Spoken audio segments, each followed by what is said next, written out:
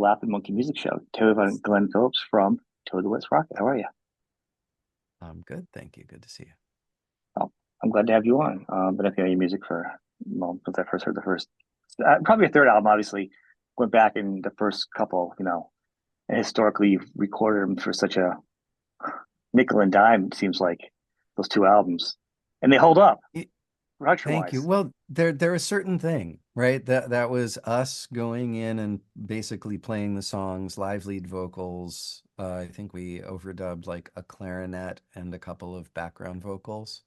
So a tambourine, there are we we've been playing live a lot and it sounds exactly like we sounded. And the good thing about that is it's a timeless production technique. Well, it is live, but it sounds really good. It sounds fresh and it's clean. And almost nowadays where music is, and I'll just go for a side note for production back in the 90s. So I'm a big fan of production and songwriting. So that's one of my favorite things about, especially about you and your in a band, is the songwriting. But the production on those, going back and listen to them, it sounds just so fresh. It even holds up to nowadays. Because things have gotten not even, no, we didn't get, find like a peak for production, like any 90s, 2000s, and then kind of find a balance from old and analog.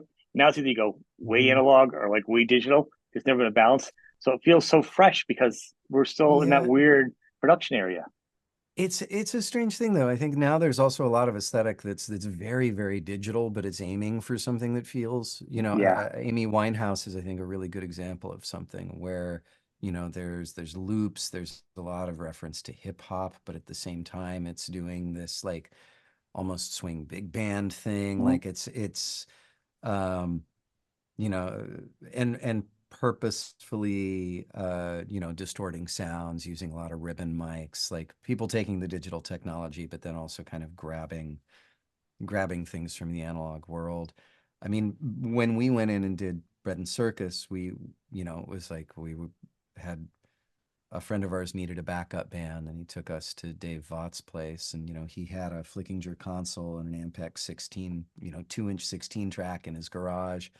I was in his kid's bedroom, and then Randy was in the living room on the drums, and just it was a tracked home with a lot of carpet, and so it That's sounded still a pretty pretty dead sweet and decent. setup to have at someone's house trying to make it get out there, That's a pretty nice Oh, little it's pretty back back great, back then. and David was an amazing engineer, and so like, but it's a very honest, straightforward recording, and I think also that one of the things about tape is that it smears transient nicely. I think one Mhm. of the reasons people got so into timing correction with digital is simply that the transients poke out so much you can really hear if something's flamming, where with analog it just kind of, you know, There's melds a lot of reasons together. why. I mean, So, like the warmth of analog, but let's face it, when you hit, splicing, you know, mhm. analog tapes. It's a big reason right there. Oh yeah. With the razor splicing, people aren't aware you used to have to splice them together like with tape and you use like a chalk and a razor and it's on a beat. That's your own musical skill right there for a producer to do that. So Oh, even choosing the angle that you would cut yeah, the tape at, depending on where the tracks were and what was where. I mean, there was a reason, right? You had kick drum at the top. Like, once again, if it's a yeah, fuzzy transition, you're choosing your angle based on that. It's yeah, it was a total art. different And world. at the same time, there's just a thing about knowing you can't fix it later, I think, that really brings you into the moment. And you can still choose, and a lot of people do, to make records that way. I think it's part of the reason. I mean, I will also say Jack White, great guitarist, great songwriter, Mhm. like all of that. But I mean, for me, I think part of the reason the White Stripes got so big was that people were hungry for imperfection. Yeah. And if you heard a White Stripes song, it was very clear that there were human beings imperfectly playing something with all their soul, And there's something in us that resonates with that. It's why, as much as people will um kind of complain about the current technologies, I think if they figure out an algorithm that can mess up chords and forget lyrics the way I do live, sing Someone is gonna flat, go on do all AA right now and do that. They're gonna come up with the AI version of that right now. they'll make an algorithm for it. But you know what I mean? It's like you're not going to show up to watch a hologram make mistakes. And the beautiful thing about seeing live music is that, um, there's a way that human beings, you make a mistake, but then you tuck and roll and you hit that weird note and then you pull it sharp until You're it's the right. right note. Or you do And it you twice. I just, hear a lot. A lot of guitarists say you do it yeah, twice. Once is a mistake, twice is on purpose. yes, twice is just a jazz. So, Yes. um, I mean, with all of that, there's this element of, that's the beautiful thing. It's not, I remember Ben Folds was describing working with a producer, his like first Pro Tools guy, and he said he sees music as a series of mistakes that need to be corrected. And I don't agree with that, Yeah, that's a little it's rough. You it know, is kind of rough, but it's almost like you're I angry at think that, music. well, or you can get addicted enough to kind of idea of geometric precision. I mean, because music is also mathematics, right? Arguably, It's yeah, yes, it is. Yes, not arguably, yes, it is. But there's a certain point where once it peaks as math, it's math as much as it's art underlying it. You know what I mean? So yeah. it's built. I mean, my dad would argue that I just quit math too early to understand that math was also art. But he was a physicist. I'm not. But And no one can out uh, argue a physicist. no, but there is an argument that how can I say that, that there is something to be said to, the establishment of these rules, but then Yeah. adding complexity, nuance, breaking rules, taking things into uncomfortable territory is, it doesn't take it away from the math, but it can add a lot of extra beauty and nuance. And there's something about, a drummer pulling the snare, pushing the snare, and, how the internal rhythms are a little shoes in a dryer sometimes. They're, and a way of, you know, really controlling these things, but letting everything breathe together when if everything is kind of oriented towards perfection, it's it takes something away. And I think the other thing is it used to just be hard to be perfect. I have a friend who recorded with Trevor Horn. Ugh, He was drumming with Seal for a long time, and he stayed to, do some extra percussion tracks. And he was really surprised that Trevor Horn was recording stuff. And for people listening who don't know Trevor Horn, he's like, yeah. Yeah. Sorry. I Yeah. mean, Good. everything Well, from the Yes, he Buggles was in you the start off with, Buggles. but I mean, yeah, but I Yeah. mean, then he produced like yes. I mean, so if you're talking production, you know, Well, and not just Yes. So it's like you did 902. I always want to say 902. yeah, no, That's I not want to call it too. whatever. But he did that record for Yes. He did Who Wants to Be a Zillionaire or whatever, ABC. That's ABC. the look. That's the look. He did That's a fun album. Seal. He did but like huge albums and also like Frankie Goes to Hollywood and like just these amazing giant Yeah. productions. And now when he records, he made my friend went and he had a bunch of people in a huge open room and was like tons of bleed on all the mics and really just creating a vibe. He said, Really. I didn't expect that you'd be recording this way. And he said, well, I did perfect albums back when they were hard. Now anyone can do that shit. And, Well, that's kind of smart, really. it's That's like, a yeah. I mean, he would spend, I think they spent more than 2 months on Two Tribes. When two tribes go to yeah. war, on a song. Frankie, Like it yeah. was the follow-up to Relax. 2 months on one song every day. Like, I don't know if and there's if you any song listen I to would have. that, Yeah. it's insane. Like, there's so much going on. It's so complex. It's like, it's total kitchen sink. And then you think, oh yeah, they did this to tape. And then, That's every why it was taking punch that long. is crossed fingers and yeah. I mean, there's something about that even though, if you're thinking Steely Dan or thinking Steely Dan or, who's the other, Fleetwood Mac, those records took forever. They cost Yeah. a fortune because you're punching in every bar. So it's just perfect. It's really hard to do. It And now you was. just go, Well, yeah, now you can cut it in, especially Steely Dan, where their level of you can they want everything automate it. perfect. Yeah. Yeah. Now you can This actually automate it. is a perfect time for Steely Dan with all the automation. Would have made it easier for them probably to do their stuff perfect. Yeah. You know, So yeah, I'm being efficient. sarcastic, but too efficient for them. But one of the things that it goes back to with you and your solo and even Toad is it still feels alive. It has it breathes, and I think it's so important. And drums play a huge part of that. The timing, whether you're playing at the front of the beat, the back of the beat, like it really holds. Mhm. And I always find that in the bass drummer and the new guy, he really seems to be a lot of fun. It always keeps a beat. It kind of keeps the music going to a certain pace Yeah. that intersects with what you're putting down with lyrics and the melody and the bass and everything. I mean, Well, that's Randy, really special. he's the one Yeah, guy Randy, yes. who like he would Okay. always like wanted to know what the lyric was about. He's a lyric guy, and would drum differently depending on what was being said. I mean, he's Okay. very context driven. He's a lyrical drummer, which is a rare thing, if that makes sense. And, No, it makes you sense know, listening to it. I hear that 'cause that's what it felt, yeah, something different. not a pattern session guy. He's an incredibly unique, great drummer, and really just, I think, thought about drums in a way that a lot of drummers don't. He was not technique driven, he was song driven, and has that, I don't know, just a really different attitude than anybody I've ever worked with. It really, I mean, It it's sounds different. I think that's what I a heard. huge part I of our didn't, sound is that. I wasn't aware of that. Like that's probably what I'm trying to describe then because it feels like the way it fit was not, you know, a solo drum going with that. It just felt like it was part of a bigger process. And you don't usually hear that, in Mhm. a song, especially in the '90s. It was a weird time for music too, because all the bands were kind of establishing different sounds. It came out at a very interesting time, It was you a know. very, I mean, in a certain way, um, I mean, it was a different thing to be a music fan then because it took a lot more work to find the music and you could only Yeah, keep what you could afford, right?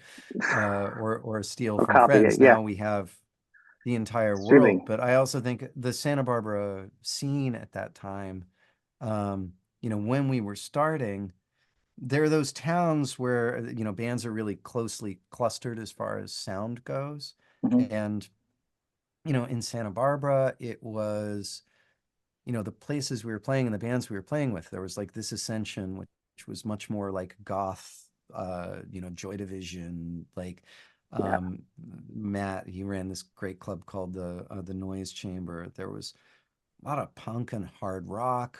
And even within that, there was the stuff that was like the edge of punk, like leaning towards, I don't know, more an LA hard rock, Jane's Addiction Yeah. kind of thing. And there was the straight out, like, more like Crass or, and then there's also, there's more Social D guys. And Oh there's wow. like, and so we would play these gigs. I mean, when we were first playing, we were kids. And so the places we could play, it's like the Red Barn in Isla Vista.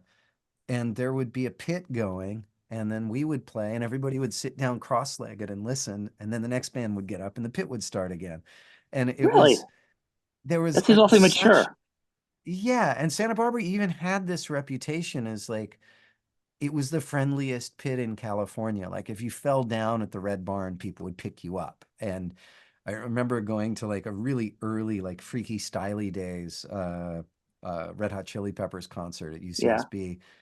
And there was a big pit and people were like clocking each other. And it just was this horrific, like, you can't do that to each other.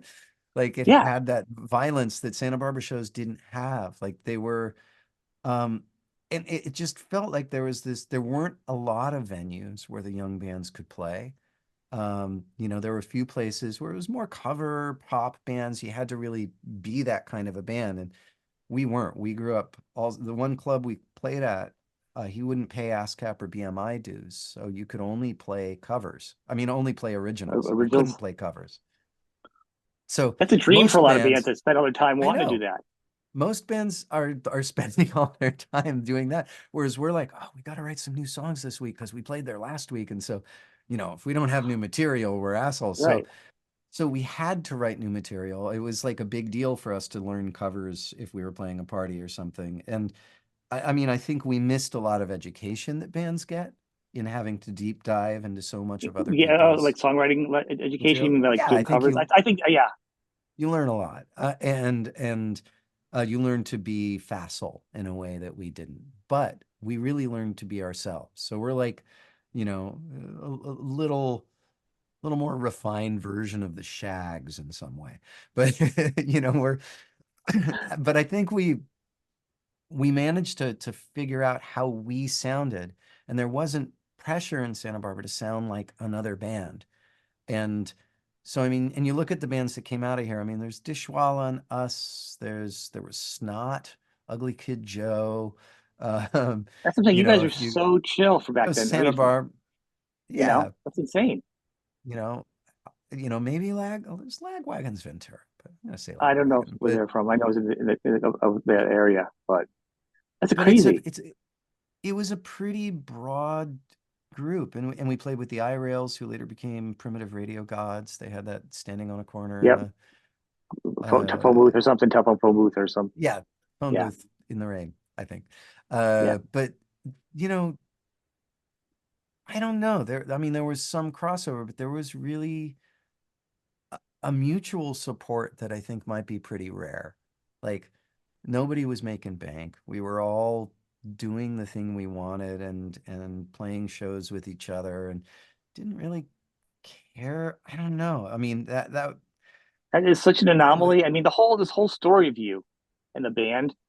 I oh, mean, we make people no are sense aware. whatsoever. Like on We're paper, we like are the a fact that you were like context of 50, one. yeah, 50, you're 15 and the rest of the band's like oldest like 19 and you guys are already doing your albums. I mean, and I go back and listen to the lyrics, even your third album, and then go back. The maturity and the sensitivity of lyrics are something now as an adult, as a 50-year-old man, I can starting to get. Like literally back then, I don't think me this age could talk to the guy you that Well, age writing those lyrics. I mean, because the maturity level luckily of those lyrics were like, luckily I've become more immature and less pretentious as time has I gone can only on, and imagine you were like a probably a little Benjamin, dumber. like I can imagine like a Benjamin Button type of like young old soul or something you've won because those lyrics and the music you guys came up with so young. Yeah, I It's think pretty though, introspective. I mean, my family always, you know, my family was smart. My dad was a PhD physicist, my mom a PhD chemist. They met at Berkeley, came down to Santa Barbara. She was involved in local politics, like, water policy, ran for public office Okay. in Yeah. water board, and so whereas most bands don't talk, and mother, reformed Judaism. My father was a Zen meditator, and so That's where it's I from. was early on, like, table conversation would be religion and politics. And, Okay. I would go canvassing door to door with my mother. My dad would took me to the Zen Priory for meditation lessons. And so they were all voracious readers. I would take, Hmm. 2 weeks to read a book and give it to my dad. And the next morning he'd go, that was pretty good. Hand it back to me. Um, and so I was the emotional artistic kid in um a very intellectual family, so uh, those things that you're not supposed to talk about or think about were actually like all we ever talked about in our house. And so I can look at some of the early lyrics. Some of them I can go like, oh, that's sweet, kid. Like some of them I'm like, God, you Yeah. pretentious little, you're so pretentious, Yeah, you think but in the big picture of you lyrics, don't obviously, know. everyone, I've never met a singer now, and I've talked to a lot of people that go look back at their old stuff, they all cringe. Their biggest hits, they go, oh, you know what I mean? Yeah. Because it's just Well, not who you are at that time. it's who you are at that time. And I mean, I've compared it to the Ann Geddes, pictures of her naked children. And like, Yeah, it's me at 16 with no clothes on, not worrying about, and it's awkward. But I also think people like those records because they're honest. They're it's a innocent. There's picture of innocence. there's an, yeah, it's like for the good and the bad, it's a Yeah, portrait of somebody fairly unedited. And one of the things as you grow older and being a songwriter is you edit a little better. yeah. You can start with my initial ideas are this the same, and you don't want to over edit to the point where things have no texture, but you do learn to go like, oh, I could have said that a lot better instead of going, man, that's just what I did. You know? Yeah, I think the first time I was writing something, my stepmom said, "That was good. You know, now go write it again." Like, Yeah, but now you have to say it again to yourself out loud. Are you going to do the same thing again? Like, rewrite what you just wrote, but try to put it out there differently. I mean, without yeah. losing yourself. And it's when I teach songwriting, that's a big, point in there is, you can work quickly and which is great. Get the ideas out, but, you know, edit heavily, edit, um, edit thoroughly. And, that's where the work is. And you can find out a whole lot through editing, just, When you write, are you obviously you write from personal experiences and put a different twist on it? Like, because you have some songs like are more story driven, like Drive By. yeah, That feels like it's more of a not true, but if it could be a true story, like what's the it was you know based on a true story, not my true story, but a right, friend's it true doesn't sound like story. something you do. Yeah, it doesn't sound like anything you and your family would do. Yeah, he was growing up in the South, and his dad took him out, and in the true version of the story, he did never see the dog again, but he never looked to see. I added the part about, basically, this is a song about a kid, 15 years old with a learner's permit, whose dad takes him out for a drive-by of a neighbor's dog, and in my version of it, the twist at the end is that the dad shoots through the chain and the dog runs away and he never sees the dog again. In reality, he never looked. Dad shot, he kept driving. They never talked about it again, but he Really? never saw the dog again. So I gave it like a little happier ending. Uh, Probably, yeah. so, That's a so, crime. Jeez, they could have shot somebody. oh, There's a lot of issues going on there with that whole it's, situation. there's so Looking many, back, there's so many aspects to that story, like Red Flag but, City. Oh, but, uh, you know, it's a good so there are story. things that was a story that came around and then kind of wrote itself a little bit, um and I notice album to album there's times where I'm really introspective, where I have a lot of personal material, and you're always writing about it objectively, and no song. I mean, I feel sorry for my former wife and I feel sorry for my current wife, because you're when you're writing about something that's going on that's current in a relationship, you serve the song ultimately. Um, you're not writing the truth of everything you feel. You're trying to get one realistic imprint of a feeling set, and that most feelings are ambivalent. They come, you know, they're complex. I'm Right. happy, but I'm missing something. I'm happy, but I'm grieving. I'm happy, but my back hurts or whatever. It's these um, mixed feelings all the time. Or I'm sad, but Melancholy. I'm, Yeah. also filled up with gratitude. Or, it's like, Mhm. and so for me, that's what I'm trying to get at in the truth of a song. And I try to follow not what I wanted the song to be about, but what the song wants to be about. And and so you can end up writing something. And I will say, my former wife, especially, I would write a song and she'd go like, third verse, you're trying to make me feel good. Like, write the song, dude. Don't make me feel good. It's like, okay. Um, so as an artist, you have to do that. You have to kind of serve, once again, what the song wants to be.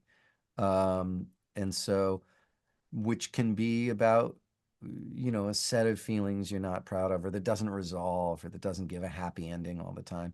And sometimes my mind is less on my emotional or psychological topology, and sometimes it's m- looking out into the world more, and so it's maybe more subject focused, or like I'm just getting through a period of um writer's block, because I feel the world has become so kind of,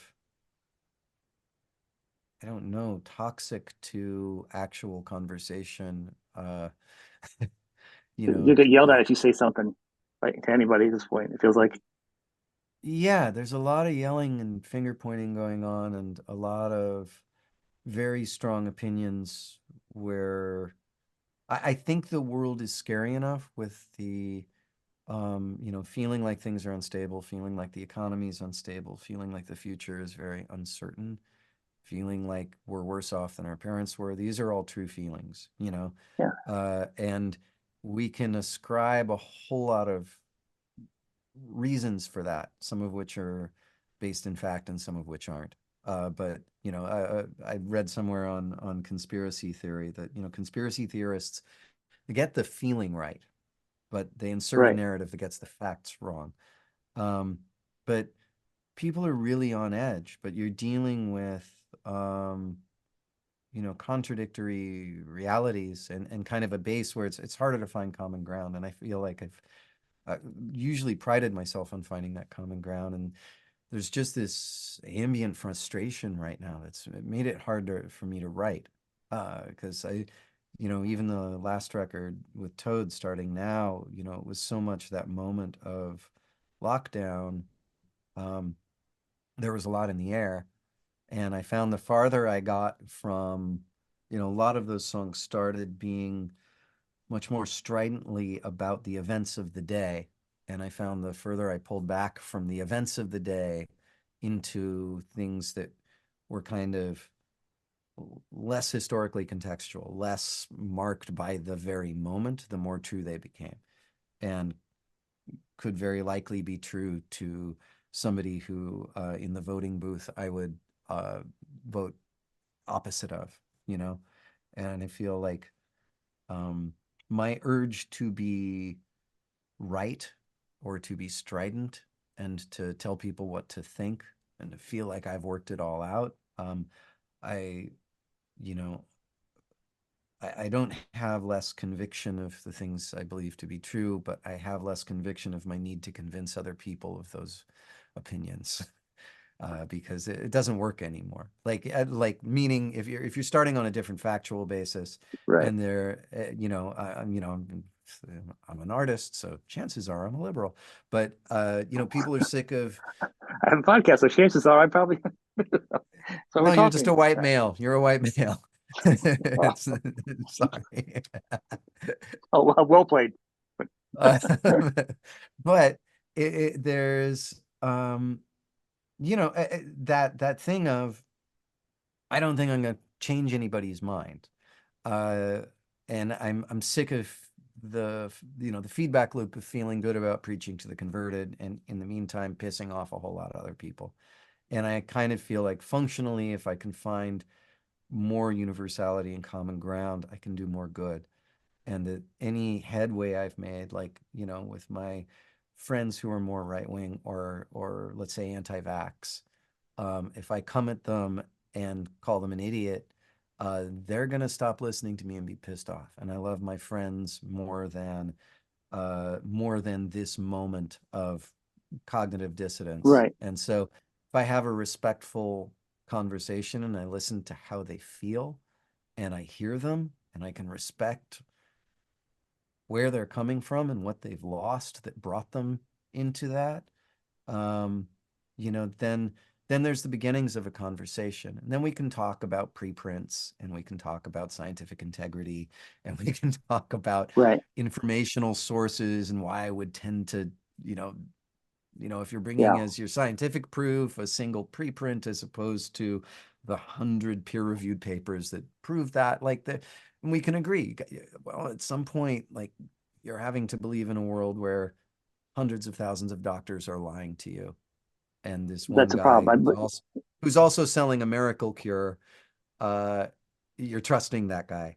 And a small handful, like Yeah. our informational systems are different, but you have to start from a position of respect and even sympathy, because also a lot of the people I know who are in that world have kind of lost their trust in institutions through great loss. They've had people they know die, and Yeah. doctors couldn't help them. They've felt lied to. They dealt with, um, through lockdown, a period of terrible suffering and insecurity and not knowing what the truth was. And um, you know, and this feeling where the facts, as we kept learning them, kept changing. And so you're going, the experts don't know what happens, but scientists will go, the experts are just learning. Like, we're not going to get it perfect the first time. We're not gods. which We're makes it hard to be scientists. an expert. Well, no, I get that, and I've had people Yeah. conversations where I've encouraged them like, you know what?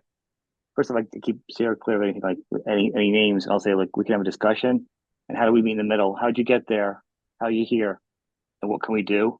Because if you're just yelling at somebody saying you're an idiot because you're not following Yeah.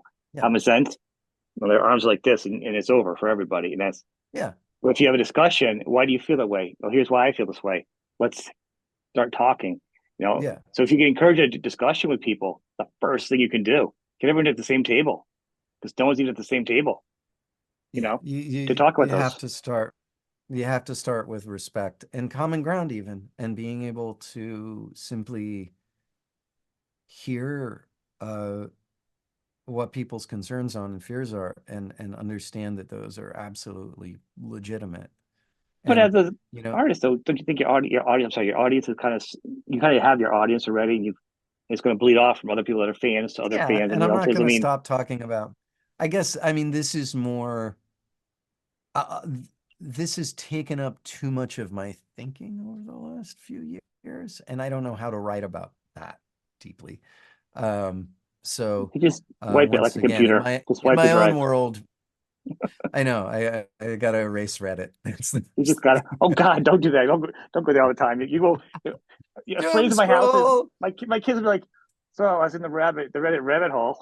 That's a phrase in my house a lot. Because you can go deep into the Reddit rabbit hole. You know, Oh there's a yeah, sub there's and a it'll subreddit for feed everything. you. I mean, and I would say in general for everybody, and this advice I would give, you know, left, right, like, you know, this is, something my wife is very good at is putting down the screen and going outside into the real world. It's Yeah. like, you know, figuring out what's your signal and what's your noise.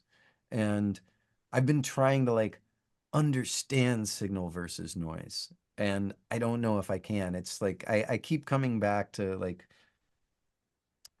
war games over and over. You know, strange game, Yeah. the Yeah. only way to win is not to Yeah. play. And and there is something about that. And it's like the more I want to figure out how to fix this stuff, the more I get inside it and the more I'm like, this is just I don't I don't know how you fix this. I don't know how you put the genie back in the bottle. I don't know how you move past it, but the best salve for it is turning off the screen and going back into real Totally. time. And you know, um, But but you're it's a Zen guy. hard when the torrent You is know. moving around you, and it's hard when you feel that the costs, whether it's in, you know, human suffering or death, or you know, the threat of, you know, imminent fascism, you know, and like it's scary, and you know, it's You, terribly scary, even with the environment when you have people, you know, I've heard people even saying now it's like no, the best thing we can, the climate scientists, they are all in it for the money. The best thing we can do is burn coal because that puts carbon dioxide. They're telling you carbon dioxide is bad for the environment, but plants eat carbon dioxide. So you just put more carbon dioxide and then the plants flourish and there's more oxygen. So, I haven't heard that. Oh my God. oh. I'm gonna This is drive my why I car should off the turn it road if all I hear off. that.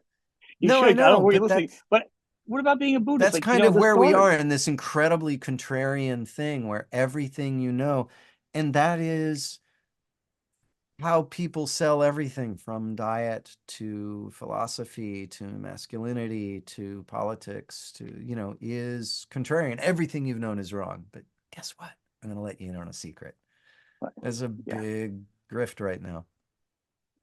I think to me to get not overwhelmed, you know what I do is I don't know if it was like the Sorry. Dalai Lama We or can go something. No, back to listen, music. no, like, one second. I want to put a little point in this one because I agree with you because I But put I'm this thing. still the 16-year-old kid. I just worry more and write No, less. I do too, and I think this is actually a valid point because people listen to music and watch my show. We're still there's a common thread. If I talk to a musician, we've listened to a lot of the same albums, we've watched some of the same movies, we're all on the same age frame. There's a common thread, but so this does get overwhelming. And to me, I always think because if you're not feeling it, if you're not thinking about it, are you being like blocking it off? You're not being a part of it. But I don't know where I saw it or I read it. It was like the Dalai Lama. So all this pain and suffering, you're around and everything. How do you manage?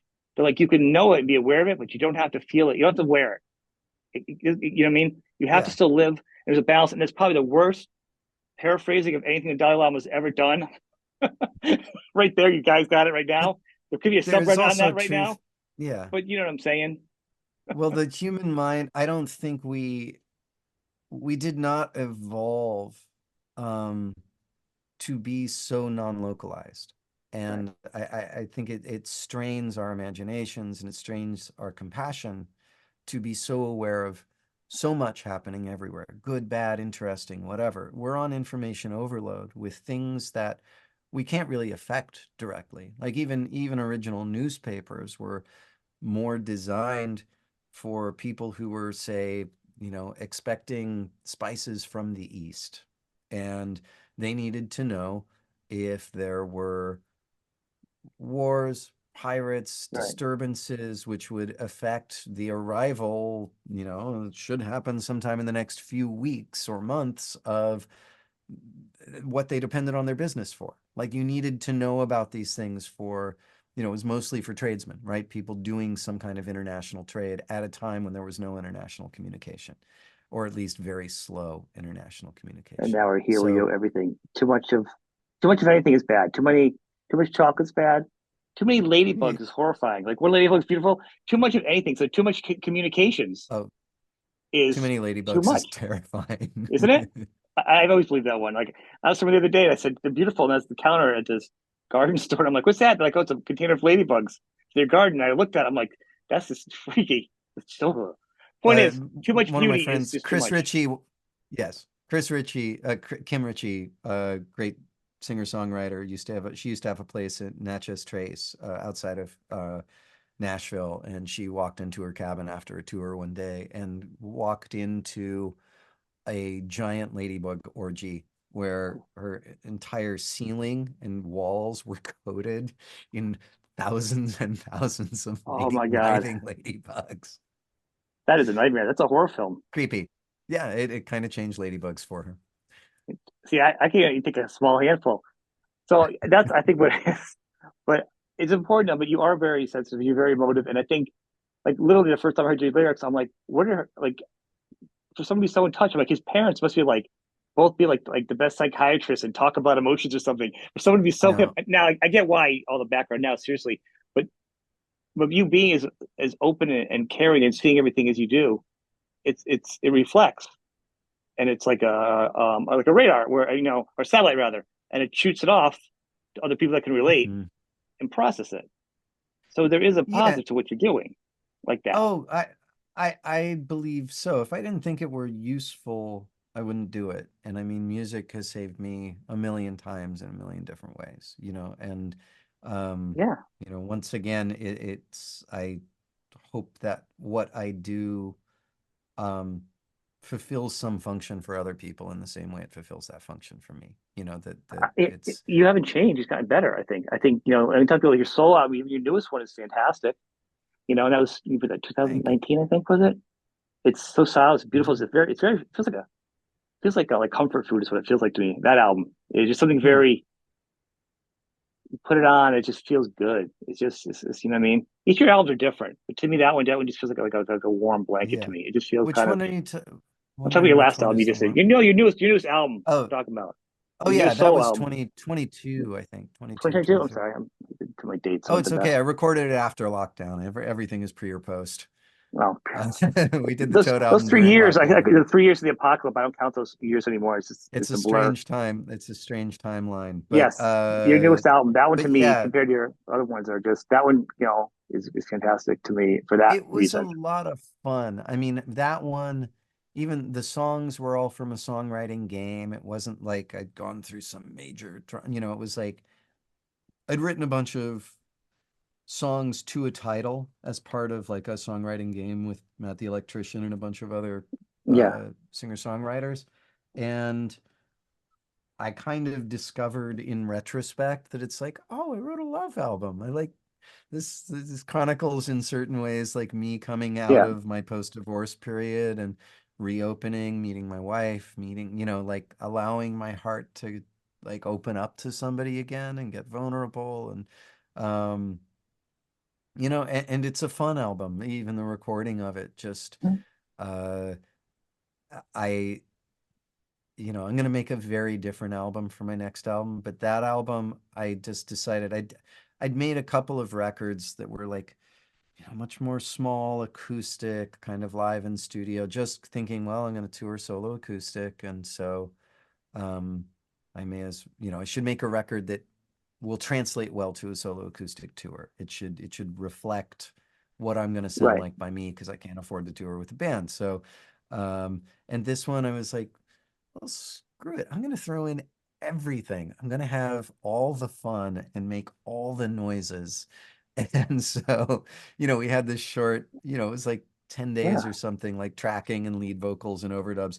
And then I just spent months on my laptop, like, recording new guitars, adding things, editing, like fucking with stuff, like went a little crazy on the back end. But I mean, But once it's a good album. again, nice thing about now is you don't have to, if you take 3, 4 months to do that at home, you can do it for nothing. All it costs the time. It doesn't Right. cost, Trevor Horn and $1,000 a day studio anymore. Right, but it doesn't. So But it's also there forever, though. I mean, once you have it, you know, because you're going to want yeah. to have it done, and So that's the fear of people writing songs. Like, well, I want to do it right, because I'll have it forever. I mean, it was your. I think it's yeah, my favorite album now as compared to my other one for the longest time was your third one, the Lemon. What the Mr. hell's that? Lemons. Mr. Lemons. Thank you. That was my favorite. Mhm. Now they're a Hmm. tie because that was also similar in a way to me. It's just a certain, but the playing and the guitar playing is very warm. Hmm. And Yeah, so, Mr. yeah, I look at Lemons lyrics was too. Yeah, that was a hard one to do. I was in the middle of some strife at home, and I was going in to do demos for a record for a label, and well, I was supposed to make a record, and then they said, "Why don't you do some demos instead?" Which is basically, unless you hand us something that's an absolute hit, yeah, you're dropped. We're just hedging our bets here. And so I knew I was getting dropped, and I was like, okay, I'm not doing demos. This is the record because when they drop me, I'm going to not have any income, and I'm, right. going to be in a panic. So I was in just the worst state of mind. Nielsen Hubbard, who produced it, was great. He was a rock for See, me. hearing that But album, I don't. You don't hear that in the album by any means. You may, but no, as an outsider, I don't hear that. but it's the background noise. I mean, that's the weird stuff about that. In the background of that album was just panic and despair. I was, I knew I was going to be let go again, and I had 3 kids, and I was just like, uh, eh, eh, you know, and I've had a lot in the solo career of, I'll get signed and then the record Yeah, company will go under or I'll get dropped and my management will leave. And, it's like I've rarely been able to work with the same team more than once and feel like there's kind of continuity in it. And so that thing of like, you know, Toad's had a lot of continuity. Like we've had our internal disagreements, right. and right now we're in a pretty good state. But with my solo stuff, it's been hard. Like each record sells less than the last, and then But every doesn't it happen to time Toad it's though like too? Though I mean, isn't it? I mean, it happens to all start bands from now. scratch again. Well, everything sells less, I yes, mean, so to put but that in perspective, it's not about your talent. It's oh, just absolutely. It's about the world, but it's right. also like, is it moving the needle forward in some way? And it usually feels like it isn't. And but writer's gonna write, musician's You gonna gotta get it out. musician. So it's like as what was Gillian Welsh, right? We're gonna do it Yeah. anyway, even if it doesn't pay. Well, So I think there's that thing of like just that originally the last album, actually, my more cynical title for it was going to be, I was because half the songs are really like atmospheric and sad, yeah. and half the songs are kind of like fun and rock, and I was going to call it Loss/Leader. Oh, and have the lost side of the album be the kind of sad, slow songs, and the leader side of the album be the happy songs. And even walking in just with the idea, it's like, at least for me, albums are lost leaders. They don't break even. They don't. no, Um, they're that's a lot of bands now. Yeah, they're just about having something for the audience to, something new to play live and something to engage the audience I already have. And it's an it's interesting looking, and people can get very sour about the business, but it does really change the model and how you look at it. It's like, well, what do you invest into the making of it? What can you invest into it?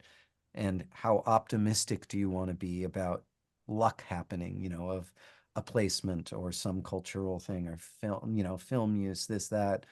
Um, and or do you just go like, I'm finally kind of reconciling, and I think every musician who's had a longer career, you have to reconcile like I have an audience, and it's an audience that sustains me, and it's an audience that I also sustain. Yeah. And, especially, that the reality of that really finally came into focus for me with the live streams during lockdown, Oh, where I was 8,000 of them. doing, yeah, uh, all If whatever it was, people go on three his a week YouTube for page, 18. yeah. If you're Yeah, go wondering on how the many YouTube live streams page he's and you'll done, see. I did three yeah, live streams a week for about 18 months. And that was on social media. Plus, I would do a concert on what do you call it? Stage It every Sunday. Plus, I do community song leading. And once a week, I was doing a community choir on Zoom where I would have a looper and people would come in that on it's Zoom. I'd mute them and I would loop my voice, and people would sing along at home together alone. Like you couldn't that's a sync lot. it up audio wise. No. So I was doing 5 nights a week of some kind of streaming output. I learned more songs than I've ever learned in my life. Do you even know how many you did total? I mean, I would need one of those things my grandma used to I have in the don't know. grocery store with kids to add stuff as she went along. Those red things, the little clickers on them to add them up.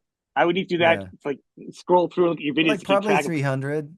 I mean, it was a lot. And people got to be with me on my worst days, on my most strident, turned a lot of, that's part of why I kind of have tried to figure out how to talk about the issues I care about without being just divisive and preaching to the converted. There was, like there was a lot going on, and I had a high learning curve, embarrassed myself a lot publicly, but also was vulnerable enough that, people would check in and just, and it created a community that's actually been resilient in the real world, which is really amazing. Like relationships that happened in the chat there that led to, so far there were two marriages of people who had met in the chat, Nice, and groups of people who fly out to shows, who've supported each other through illness and death, and who've become like there is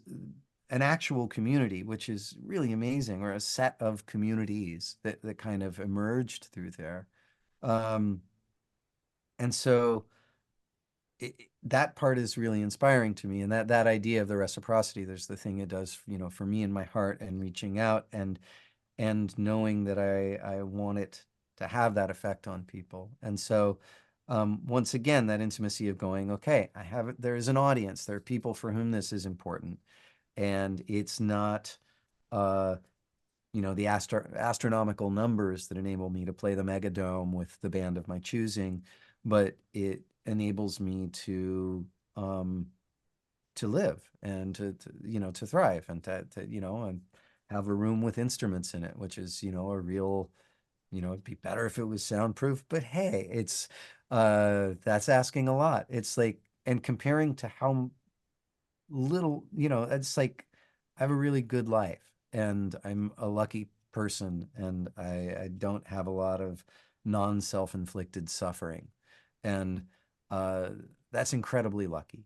And I think it's helped me, by, I don't know, just to be more grateful for what's in front of me, and to be a little less in that, musicians like, I used to be big and now I'm not big. I want to be, it's like you can never win at that game. Like even no, you too, it's like if you're no longer the biggest act in the world, you've lost. And like, Have fuck you that lost kind of that? competition. You, Well, you no, don't but I lose mean, that. No, I'm saying the in world again, but the people it matters I'm to. just saying, no, but I think there's a thing in music where whenever you enter into the business part of it, you Right. are confronted with a number of metrics that are supposed to be the declaration of your success. And I mean, I think it's a problem, capitalism in general, American life in general. It's like, well, what do you own? Do you have a house? If you don't own a house, you're a failure. Right. Are you married? Do you have oh, if you don't have that or have happy kid, then you're a failure. If you don't have a retirement, then you're a failure. If you don't have a job that specifically reflects your values and creativity, are you like, there's so many rules in different places. Things were handed, if you're not skinny, if you don't have a particular kind of body type, you know, if you're old, if you're, you know, fill in the blank. There are so many ways in which we are told that we are not enough as we are, that we do not have enough or are intrinsically not enough as a human being. And in my life, there's one of those inaccurate markers is, you know, my publishing earnings, my streams, my numbers on social media, my numbers at Polestar after tours. And there's a constant comparison. There are literally charts No, I where know. I can see me next to everybody. Like, and I'm just saying this, it's odd to, and kind of for me post divorce, I got stepped back a lot for close to a decade. I spent a lot of time in yurts with hippies. Like, it was wonderful. I I like that got word. a I can say the word sense. yurts. Just so I want to say that right now. I love Yurts is just yurts, but no, but the word is great. Yurts. It feels good. I but I can't started smile and say doing, yurts. yeah, I started doing community song leading. I started doing these things that were um, about music as a tool for belonging, as opposed to, touring with a rock band as a business on the road. It's like, did things that were as far away from anything that has to do with product, right? Even in the music business, they call your record product. It Yeah, had nothing merch, to do with product. product. It was people, um, it was prayerful without being religious. And it changed something in me and brought me to a point where I could remember how important music is to me, how important doing soul work is to me, and that's the only thing that's really important. But but I'm also, this is a job in the modern world, and so got to do podcasts, got to do tours, gotta earn, gotta make sure I'm not lost in the flood of He didn't constant have to do media my output. podcast. Just tell people he didn't have to do my podcast. I I know, didn't I put. know. I didn't bully I'm him into it. I happy just to want. do your No, podcast. no, no, no, no. You're not going to I'm not backtrack on this one. I'm not saying this is a bad thing. I'm just like I'm throwing just. it in. I'm just It's pulling you like I like a joke. You but know, there is a yeah. thing in all of this. Sorry, I want to tie up the I know. thought, which is it can be very hard not to be seduced by comparison, not to be seduced by, the success of your friends, the Grammys in their houses, the places they get to play, the experiences they have, the FOMO about the interactions and the collaborations. And in any life, and you know, some of the people who are the most happy, the most rich in experience, the most deep in connection to their day-to-day life that I know are the people who earn and own the least, who Mhm. have, in terms of those external, uh, success markers, um, if you're going to gauge by those measures, they are utter failures. But they have community, they have friends, they have a quality of mind in their day-to-day, like the way they inhabit their life and the fullness with which they inhabit and where they find their happiness and satisfaction, how they sleep at night and what they actually care about. They're doing better than anybody. Um, but it's you can offer a lot of spiritual platitudes around that. You can say that over and over, but to actually hold on to that is a very difficult process, I think, in this society. and to hold on to that. Once again, as a creative, doing this as the business, it's a practice, and you forget, and then you have to remember again and come back to it, and then you forget and you come back to it, and you try to have practices that keep it in line more. Um, but there's just, you're swimming up the tide. I think there's an effort that is required, at least until you gain a strength where it feels effortless, which I have had in moments and then lost again when there's a big enough disappointment. And I think most people move through those, um, and I've had tendencies towards depression throughout my life, tendencies towards melancholy, and some of that's wiring and a lot of that's habit. Um, but I think it's, and if that comes through in the music, there is that, the reason we put the Mary Oliver quotes on the post-its, around the room, or whoever Yeah, whoever's quotes you put on the post-it, we put those up because we need to see them again and again, because we forget unless we remind ourselves and unless we go back to it. And so to do music, and for me to remember that I am exactly where I should be, doing what I should be doing, playing for the people who care. And I'm yeah, incredibly lucky that anyone cares at all.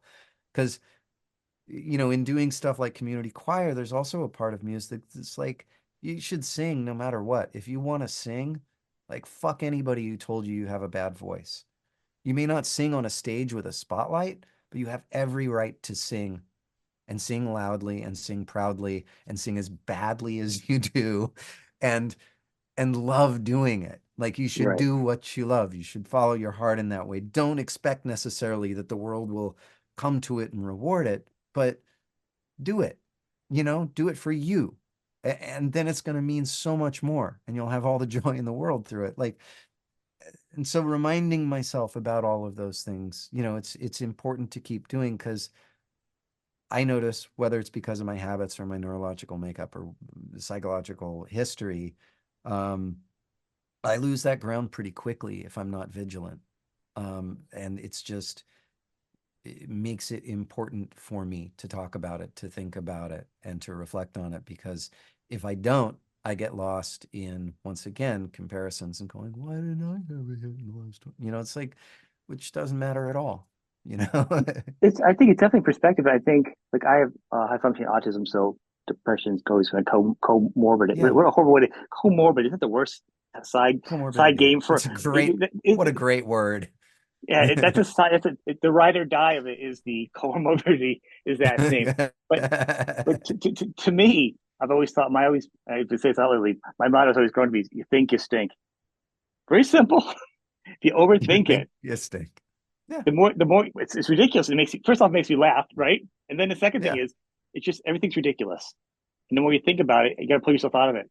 That's what I do. I'm Mhm. not saying it's ever for everyone, but one of the Yeah. best things I can say for someone like you, especially to always hold on to is think about when you've written a song, like you've heard a song, when you're in your worst, and you hear a song, and it just pulls you to the next moment, and another thing to the next moment, and that Hmm. momentum. The amount of people you've done that to, what a gift! That's the purpose right there. Toad Yeah. paying good right now and doing a lot of good things. That's awesome because you're taking care of things. But the moments of the songs that you wrote that continually to help people, that's just Yeah. priceless, man. And it's a What a funny thing. gift. Sometimes I can let that in, and sometimes I go, I don't know, sometimes it just disappears so quick. Like, I, It's not an played ego this show thing. with It's a just band your in town. vessel. You're just a vessel Yeah. for it. And I can be really happy about that. And then like, it does make me feel like, knowing, you know, for, you know, for me, it's like when somebody sends me a letter, like, talking about, like, deathbed, and, it's like, hey, Yeah. we were listening to this in hospice, or like that stuff really blows my mind, and sticks with me. And once again, is there a purpose for it? Is it just, those are metrics that I care about? Um, and at the same time, there's another part of my mind that goes like, it's like, don't get ahead of yourself. That's just music. It's not, it's like, All right. Well, it's perspective. just, Motley Crue's not getting letters on girls, girls, girls. I was in a strip bar, and I'm not knocking rock and roll because I like a lot of glam and metal stuff too. My joke is the content of the song. that's a song's designed not for a hospice or But walking in there's the field. also there's an amazing thing about music though, and it's just like in the same way, like in the the psychedelic world, there's people who are psychedelic practitioners who Yeah, are extremely moral, extremely capable, extremely non-egoic. And there are other people who really get off on giving somebody a bunch of drugs. And when that person has a giant revelation, they go, "Thank you, I did that for you. Yes, yes, you can blame me for your experience." And there's um and then there's other people who go like, yeah, you had that experience. Wasn't I was there, I I was didn't there. Now mess it you're going up to clean up. for, You're going to clean up the yurt now because you were throwing up yeah, in a you got to bucket clean in the up the yurt. ayahuasca. Yeah, But but there's a thing in that where music has this same effect. And I guarantee you there's somebody who in hospice in their last moments was going, I hope not. girls, girls, girls, I because hope that not. song brought them back in some I get way. And that. the amazing thing with music is that it's like it's in the same way that smell works neurologically. It's time travel.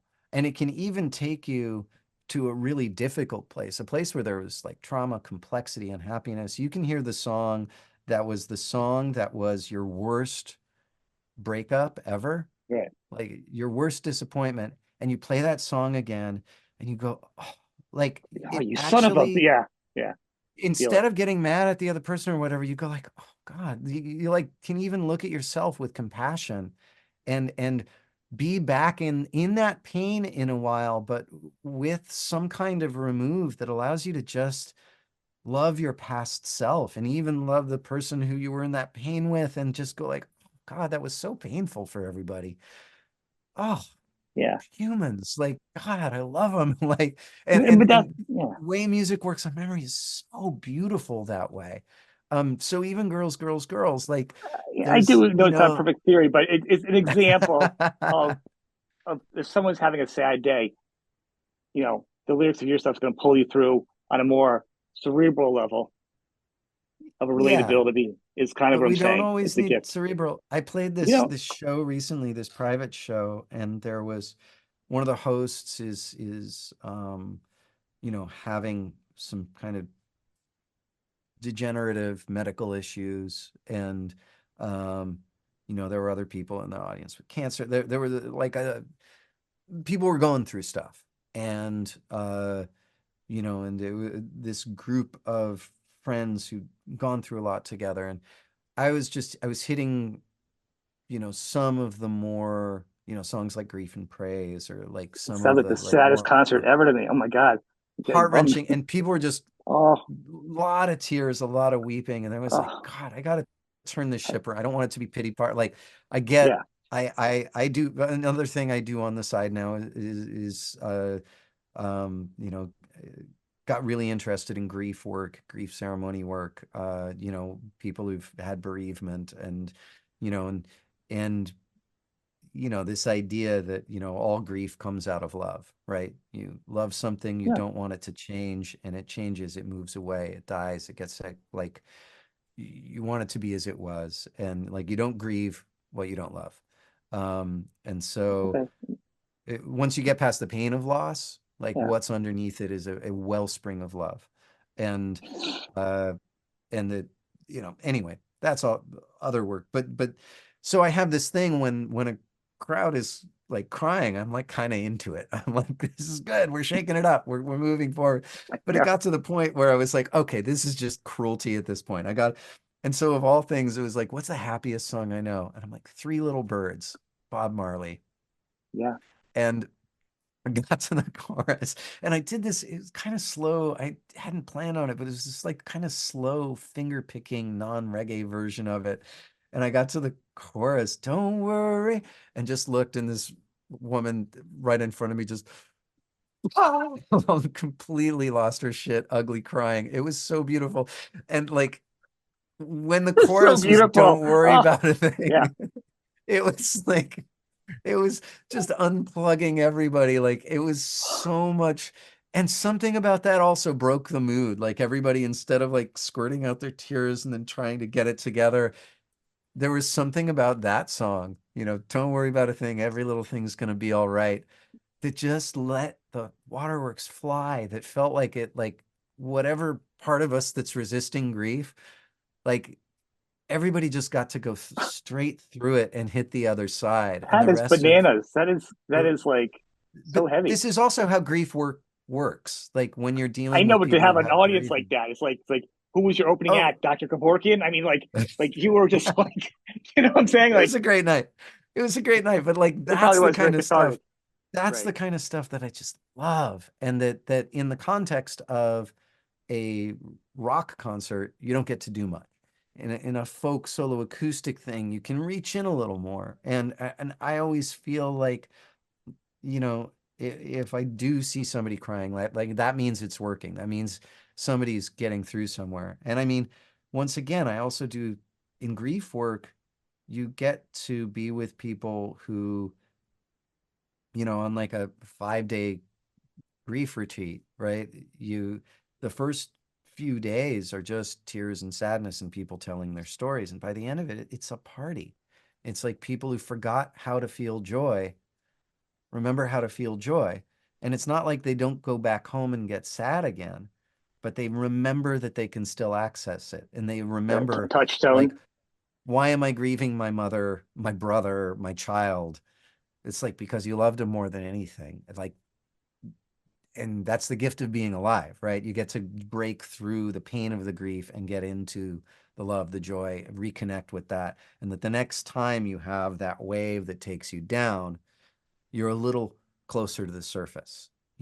It doesn't necessarily take you all the way down. You have this memory of feeling joy and feeling joy with other people who have lost. I mean, it's the point in grief work is that you're connected, that there's nobody around you who doesn't have loss. If you talk to anybody, whether it's their pet, whether it's their mom, whether it's something that happened as a kid, a betrayal, like everybody's got a story. Everybody's got something they're carrying around. And that like we're in this common field. Um, and that it's all fueled by love. I mean, and so if I hit those things in a show now, this is, hippie Glenn talking, like uh if I Enough can touch enough ideas right on here a for a little double bit of album that, for it you. I does don't a know what you're lot for stuck me. on. There's a lot of ideas. The There's question is how you a lot of healing ideas. translate Those are a them. lot of good. Those are good healing ideas. It's a lot of positive right Well, there.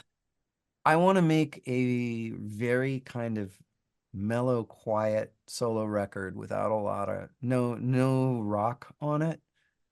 None of those big moments. My records tend to be very hilly. Right. Uh, I want to make something that's a little more monotone and a little more just like a long, warm hug.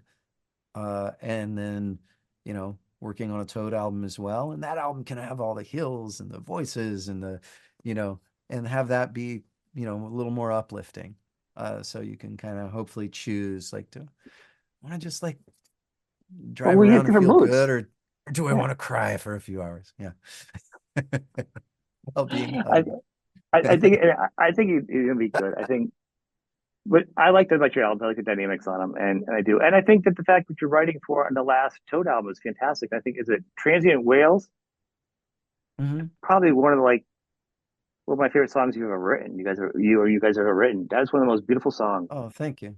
Well, and that one once again was, I think of that as like my last post-divorce song. Because when, So every beautiful song I love of yours has got some really just horrible oh sadness yeah. tied to it. Well, I mean, that one was, it's more because the things you lose, there's that primary relationship, right? And then I realized where I was really getting hit was that, it was also my kids leaving the nest. Our home was amazing. In the days when the kids were young, it was you know, had potlucks every week. It's like people were always Yeah, there, the and leaving the we nest were, is something nobody realizes. I'm just kind of going through that myself. Although I would say earlier when you got those letters from the record companies and they let you go, I would have saved uh-huh. them and crossed out your name and put your kid's name on it. It'd be kind of funny, and you kind of give it to them. Sorry, just let you go. They would have But loved it. the difference in that No, is the reasons, right? David White talks about it's right? like all your kids have to do to break, talking about grief and talking about, kids break your heart by growing up happy and healthy and going off to have their own lives. Like, Yeah, and it's heartbreaking. And like, how do you then recreate a life in that post young family world, right? And because you also learn your friends, you have other kids, other friends with kids the same age, or your kids meet each other and you make your friends through the kids.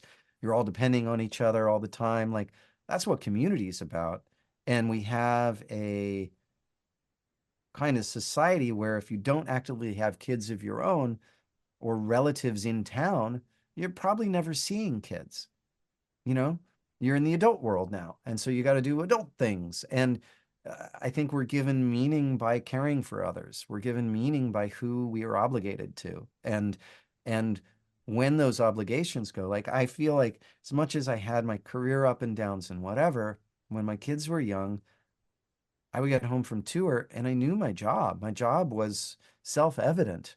They would wake up and need me, and I would want to play with them and cook for them and be with them and Right. uh, drive them to all their friends and feed their friends and, feed their friends' Yeah. parents. And like life just made its own sauce.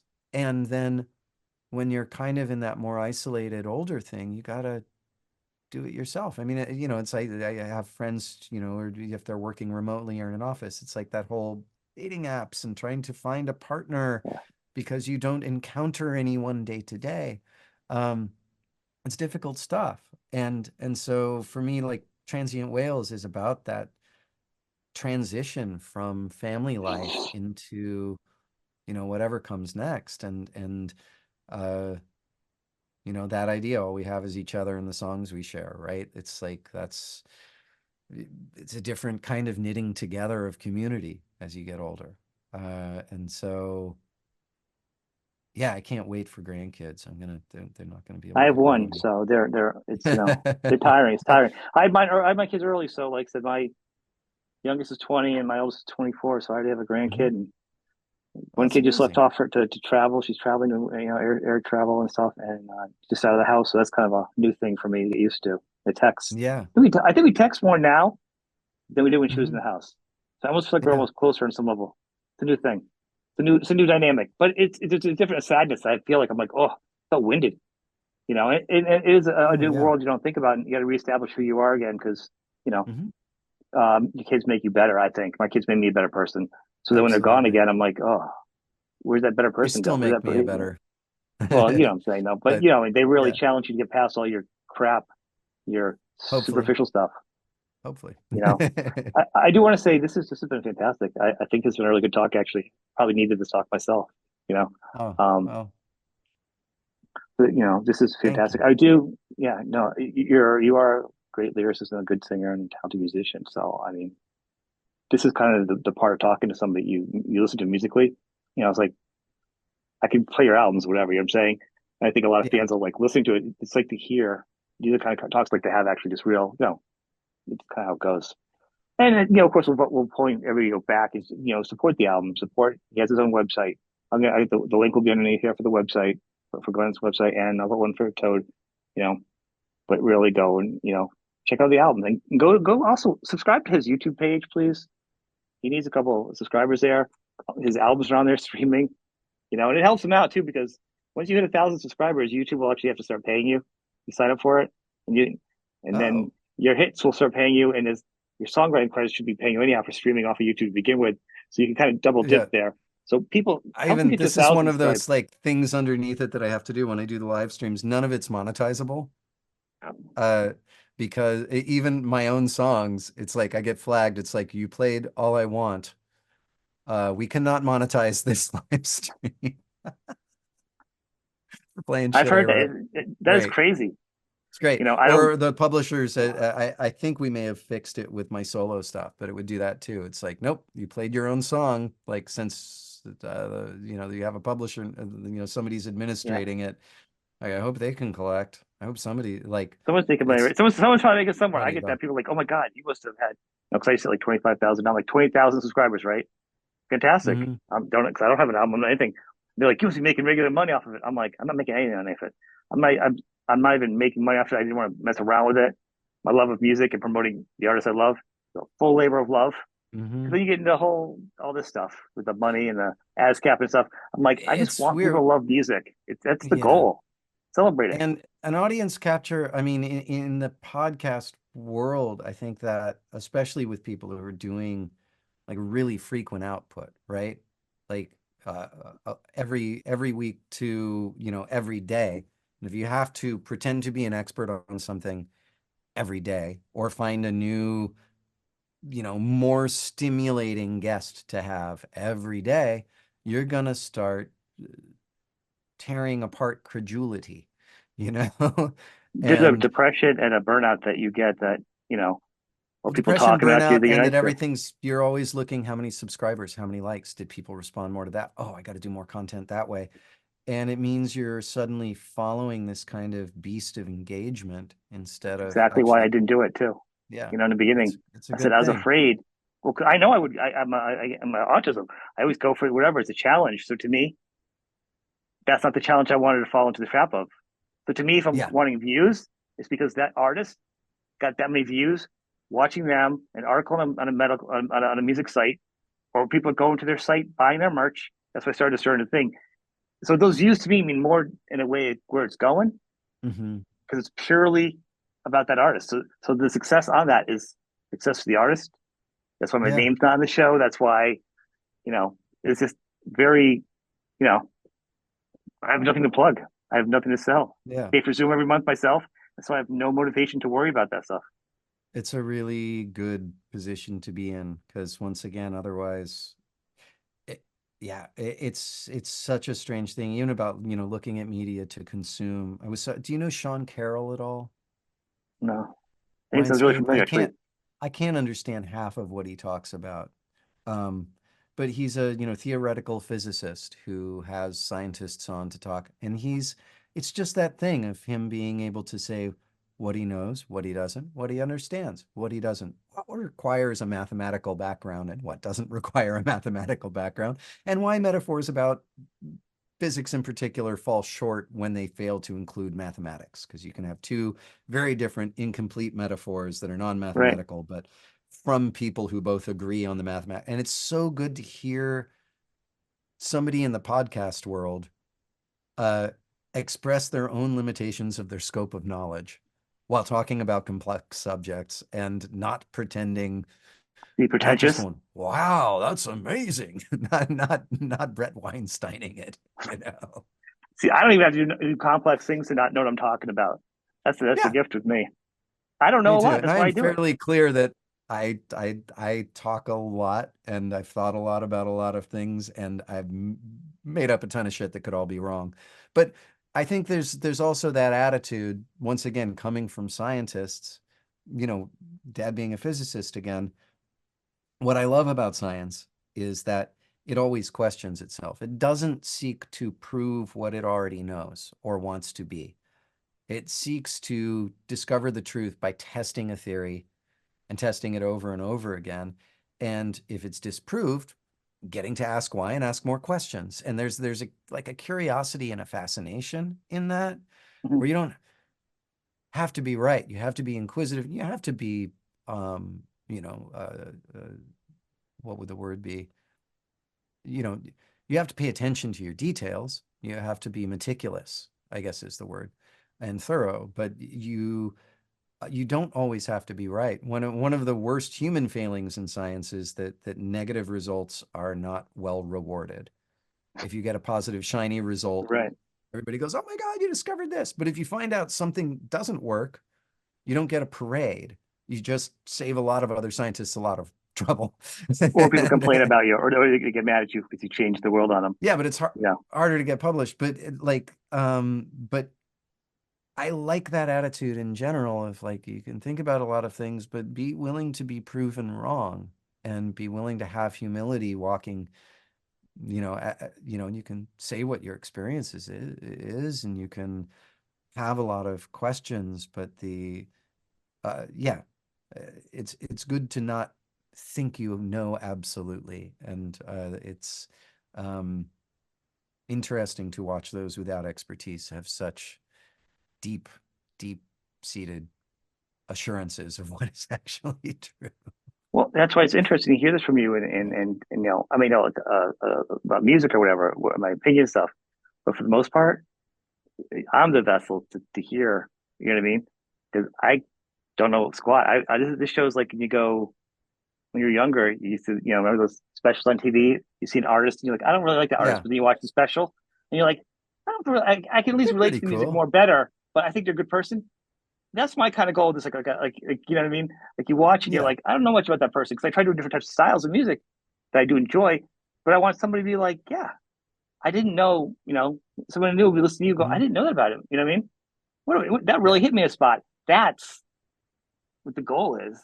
You Yeah. know, Now, have you somebody's done walking Motley away. Crue?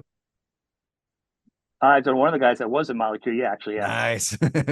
Awesome. I've done from Molly Crew to Jethro Tull to you just name it. I just talked to Ray and Fred. So I try doing everybody Nice. Wow, because Razor there's a Fred. I haven't heard of story. them in a while. They have number one hits in Europe. It's Europe. Yeah. That's the whole world. My whole point was this, there's such a thing as one hit wonder. Just because you don't hear about them doesn't mean people vanish off the screen of life.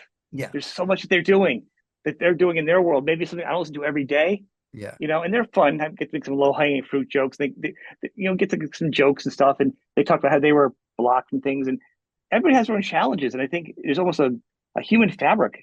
story in everybody that people can relate to. Totally. And it's a crazy thing in music because there is so much media out there now. Like, where like our, if there is a plan for, how Toad grows at this point in our career, it's the person that I run into at least a couple of times a week. He goes, "Oh, you're the guy from like, I love that band. You guys were great. What do you do now?" You tell them I you're tour with bagging. Toad. I tour with Toad for 3 months out of the year. I'm playing 100 shows total this year. I make music full time. Look at you smiling. Come out and see us sometime. I'd be like, I bag vegetables at Aldi's. Thank you. I'm glad you like that song. I Yeah. totally.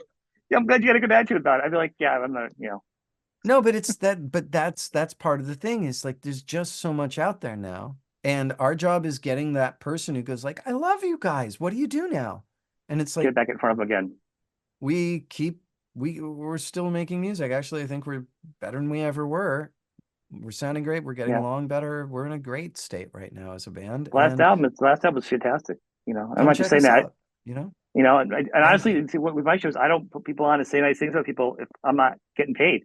This is literally how I feel about the artist. So this is like, the real story. It's all me doing it. Yeah, well, thank So you. I So, appreciate you. I appreciate you so coming it's on, been man. good. Thank you. Glad you came Yeah. on. Maybe we'll tear apart your next time we do an album. I'll have you back. We'll talk about the lyrics and break it down. Kind of We'll fun. check back in. All right, Sounds man. great. Everybody check them I won't out go on the off on so links. many tangents. No, why not? That's what it's supposed to be. It's a good, it's a fun. And we'll do this Okay. again. I'll Thank go you. off on all the tangents. All right. Great to meet you. Thank you. Nice to meet you.